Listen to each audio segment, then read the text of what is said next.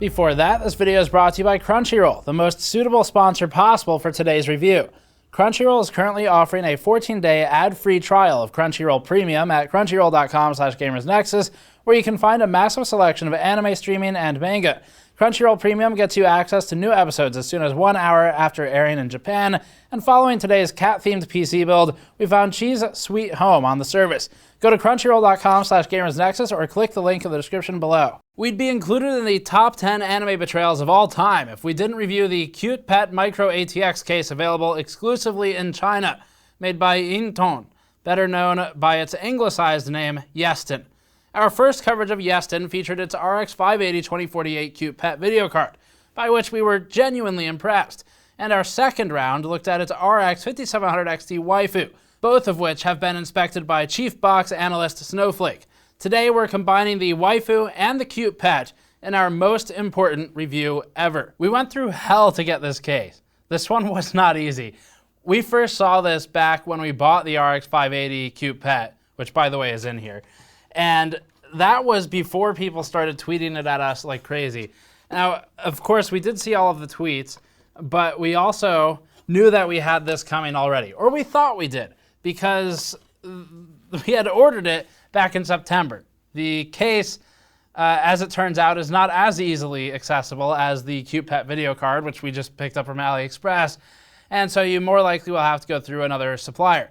We ended up trying to use Tmall, or Taobao, it's a branch of it, and had some issues with it. So, this wasn't an easy one. Our first Yeston Cute Pet case, purchased in late September, we didn't realize the way the website worked, so this one was on us, but apparently they were unable to reach out because we're not in China, and when they did try to reach out, they were trying to get us to pay a consolidation fee. So the way it worked in that instance was the seller ships the product to a consolidator who consolidates a bunch of shipments, puts it on a boat in a container to reduce the cost, and that goes to the US. So we missed that one, and when we finally, Andrew and I got our Chinese teacher involved to help us communicate with them, she sent us a bunch of crying emojis because she found out that they had destroyed the case. So we didn't pay on time for the consolidation fee that we didn't know was a thing, and they destroyed a Cute Pet case, which pour one out for the case because that's terribly sad. The second try we ordered right around when that which shall not be named on YouTube happened, because we'll get demonetized if we do, but it's human malware. Figure it out. Right around when that happened, we put the second order in. So we had Lunar New Year plus that going on. No word. Finally, after basically just scrolling through Twitter, looking for anyone in the US who might have actually managed to get the case, we found Mike from Blue Gem, which is a startup, basically, from what I understand, one-man operation of doing pre-built systems for people based in the US. So it's very much a hobbyist upstart business. And Mike happened to get one of these, and we were thrilled when he replied and said he would sell it to us. So we offered to pay for the case. We got it shipped here as soon as possible, and here we are today. Now, a quick note, if you do end up wanting to buy one of these after the review, and it is genuinely a very interesting, different case that's inspiring in some ways, if you want to buy one, our understanding is that Mike will be trying to get more of those in, and he's going to list them separately on his Blue Gem pre-built website, so you don't have to get the pre-built, you can buy just the case from him, and we'll link that in the description below, so you can go pick it up from him and bypass what we went through, because we still haven't gotten the second case we ordered. But we've paid for them both, so this is really expensive content. All right, so this is the case. The Cute Pet case, we've got a lot of build notes on it. We're not doing thermals today because it's just, I mean, it's not ATX, so it doesn't fit our standard case test bench, but it's mostly about looks anyway, and there's still plenty to talk about there. One of the things to note with this case, just like with the Cute Pet video card, although yes, it's a bit of a joke, yes, it's obviously a play at, I mean, just a pink theme, obvious. We've got the Pinkflow cooler, we have the Waifu video card, and we've got the case and the Cute Pet video card. Even in spite of all of that being just kind of fun, and not necessarily something we expect a ton of people to pursue, the inspiring thing about what Yeston is doing here is that it's doing literally anything different than a black box or than a black and red video card, because that's what the rest of the industry is doing. So what we see in this is more than just the cat It's also, or whatever Wan is, it's a bit of a mix. We also see potential. And there's a lot you can do with shaping aluminum, making an actually good case, and not regressing into 1980s cartoon robot plastic appendages that you would find on, for example, a thermal take case. So this is a look at that, and hopefully some of the industry starts doing fun things like this. Doesn't have to be cute, doesn't have to be pink, doesn't have to be a cat. There's plenty of room for cool gamer things that you could have in a case as well. So anyway, let's get into the build notes, and then we'll figure out if it's worth it. With the case in our hands, we could confirm the most unusual aspect right away. The fact that both side panels are, in fact, real curved tempered glass at 4.5 millimeters thick. We've heard directly from manufacturers about how poor the yields are on tempered glass that's curved. But it helps that the Cute Pet side panels are curved uniformly across their entire area, rather than being bent into a more elaborate shape. Either way, it's impressive for a novelty Micro-ATX case that would likely garner just as much attention had it used cheaper acrylic instead. Besides, our Shenzhen-purchased 3-body had a tempered glass sticker shamelessly applied to its easily scratched acrylic paneling, so we expected that here too. Material quality is overall extremely high on this case, with 3mm thick aluminum panels and a mostly durable metallic pink finish, with one caveat later on that. None of the edges were sharp enough to cut, so some care has been put into cleaning up the chassis. Machining marks are clearly visible in the cat's silver face details, but at least they're symmetrical and not terribly distracting. The light-up LED nose is a great touch too, and fits the theme, but we'd prefer it if Yeston had powered it via the power LED header on the motherboard rather than a Molex cable. There are no power or hard drive LEDs in this case, so the power LED header would have been available. Our CEO and cat anatomist, Snowflake, noticed that the feet are oddly oriented on the Cute Pet. Speaking strictly anatomically, the Yeston Cute Pet case isn't accurate, and so we have to dock points for that. The feet point in opposite directions, but then again, Yeston's mascot Wan might defy conventional limb orientation. The case is a pinkish rose color with some metallic flakes in it. It leans a little bit toward the purple side and is less pink than you'd see in some of the photos, but is overall pretty accurately depicted. It also features the clouds of prosperity that are featured in the Yeston Cute Pet RX 580 2048, which is actually an RX 570, but that's another story, and you can blame AMD. The clouds are dotted along the case, matching the card in theme, but not in color. If you're planning to mix a card with this case, and they were often sold together, assuming you could get them, you'll need to find some blue elsewhere to include. Fortunately, our waifu is here to help balance the color choices. The front of the case is adorned with the face of Wan, Yeston's mascot who advertises Meow Meow Cooling. And no, by the way, we're not joking. The pink rubber nose and those silver features we talked about are what make up Wan on this case. Step 1 of building in the case was to remove those glass panels, which reveals one of the Cute Pet's major design flaws for the case. All of the sections of the case rely on each other for stability, and actually assembling anything requires that house of cards to be tempted. Removing the side panels allows the feet to rotate freely, side to side, and removing the top panel as well leaves the case with little structural integrity. That said, being able to remove the side and top panels makes installing components as easy as it would be on an open-air test bench. The wobbliness is made especially clear because the case ships with most of the large exterior bolts semi-loosened, which might be to help with avoiding scuffing the anodized finish before it gets to the customer, since tightening the bolts down can and does scratch off the colored coating, something we saw on the back of the case after first reassembly. We'd like to see the same protective rubber rings that Yeston put on the glass panels under all of the bolts for the glass, except also under those that contact aluminum, because a simple rubber washer would have prevented the paint damage and wouldn't even necessarily be visible externally. It could be smaller than the bolt while still providing a bumper so that it doesn't scratch off the paint when you tighten it down. While we're at it, it'd also be nice to have some knurling on the bolts to make them easier to loosen if they're torqued down too hard. Just to be clear, the case is fairly sturdy until it's partially disassembled, with the exception of the GPU bracket, which is wobbly all of the time, and which we nearly bent when removing the case from its box because it's really not supported anywhere except for one spot. Because the layout of the case has the motherboard flat across the floor with a GPU vertical mount and presented towards the side window, there's a great view of the fan side of the video card from outside the case, though no good view of the backplate. Granted, that's only relevant for one of our cards. Vertical GPU mounts are normally a bad idea for air-cooled GPUs, but given how far back from the side panel the GPU mount is, and how open air the Cute Pet case is in general, this isn't the worst implementation out there. Running the card in a lower slot would be a problem, definitely, but it's fine in the top slot.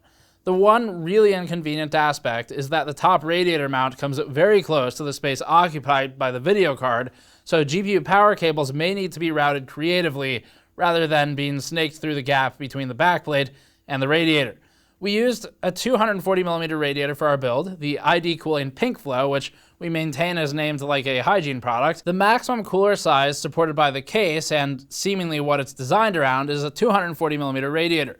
There are only 2 fan mounts in the entire case, both in the top, but that should be plenty given the size of the chassis and how wide the panel gaps are. Installing the radiator was where building in this case stopped being a fun novelty and started to be a cramped nightmare. Yeston's manual suggests that installing fans on the bottom of the radiator is probably the ideal choice, which is a tricky proposition with the amount of cable clutter inside of the case that will get sucked into the fans invariably. But it also results in worse performance in most instances. The fan cutouts on the top of the case look a whole lot cooler with the fans on top of the radiator, especially with fans that are appropriately themed, like ours. And the cat logos on those fan cutouts seem visually designed around an expectation of fans in those slots, so we opted for that instead. Unfortunately, this creates a sort of homemade meat grinder. We couldn't turn the system on near Gamers Nexus Chief Executive Officer Snowflake as a result of the danger posed to paws from exposed fans. The fan grills on the top of the case are more than wide enough to allow fingers or paws into, and ultimately it should be safe as long as you don't run a Sunon fan or a Delta fan, or as long as you're not buying this for a kid, for whom the case is probably most appropriate, but let's be real here, that's not who's buying it. And in that instance, you'd probably want to install them internally or add grills. Cougar's Conquer had a good solution to this. That included some small, optional 120mm grates that fasten over the fans.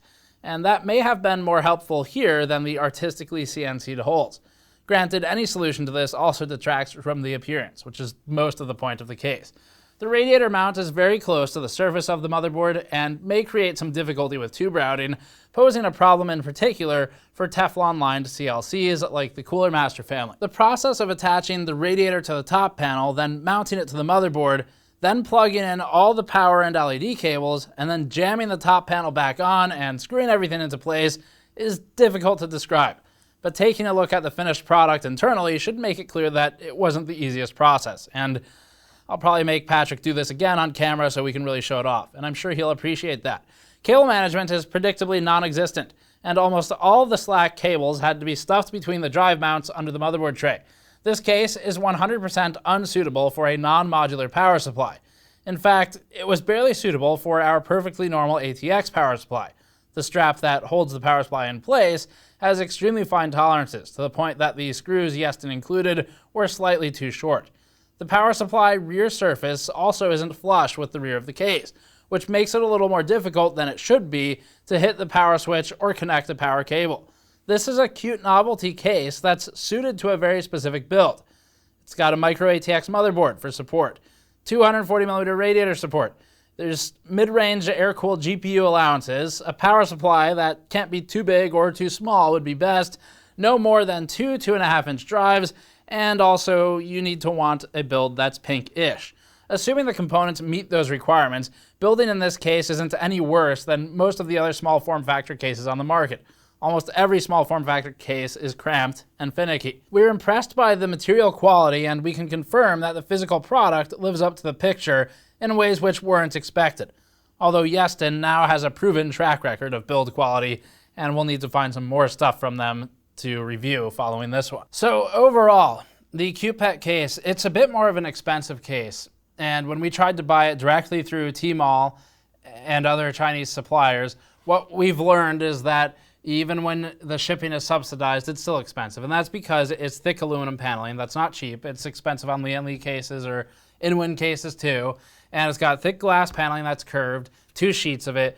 Also, it's weird, and it's probably a low quantity item. And whenever you have low order quantities, your cost goes up because the factory is spending time making a thing that's not moving as much volume, so they make it up somewhere. And that's going to be charging the customer, which would be Yeston, to pay for all of that setup time, which is then not recouped by the low order volume. So they have to make it up there by increasing the cost of the product. Basic economics, kind of boring for most of you, I'm sure. So the prices we paid ranged anywhere from roughly about 200 to, actually I think the cheapest might have been 170, 150, something like that, but that one got destroyed. Doesn't count. The next one we bought was north of 200. I'm not exactly sure what it was. I want to say it was probably about $250. And then the one we ordered from Mike was, we asked for fast shipping, like 1 or 2 days, so we could get it here before we fly into Taiwan. So that was approaching 300, but a lot of that was, we were paying for expensive shipping. So is it worth it? Well, considering we would imagine the audience for this is intended to be, maybe you're building a computer for your kid or something like that. And if you're building a system for your kid, it's an awfully cute case for a kid's first gaming PC. So that's pretty cool. Realistically, probably what's going to happen is a bunch of people in our audience, the viewers themselves, will be buying it for themselves, and that's fine too.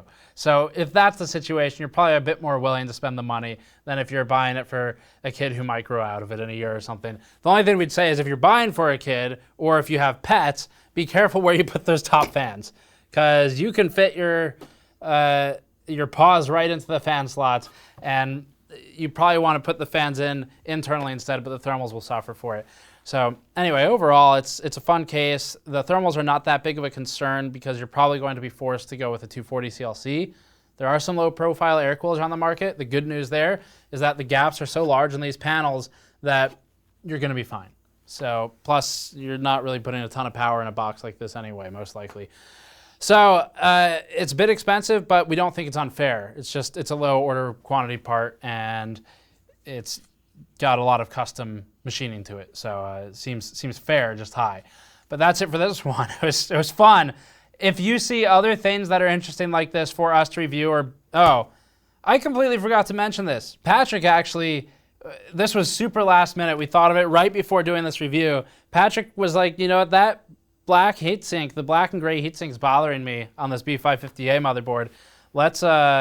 Let's do something about it. So he went and grabbed some Plastidip. I think was the only pink available, was non-paint Plastidip and white, and sprayed the heatsink. Had it done in like 15 minutes. Didn't even wait for it to dry, and it's good enough. It's good enough to fit the theme of the build. So anyway, if you want to do like a theme around this, he did the chipset heatsink too, I didn't notice that. If you want to do a theme around this case, there's plenty of options, especially if you like doing some painting. Do a better job than us though. Don't spend, don't put the actual color you want on 10 minutes after the primer goes on.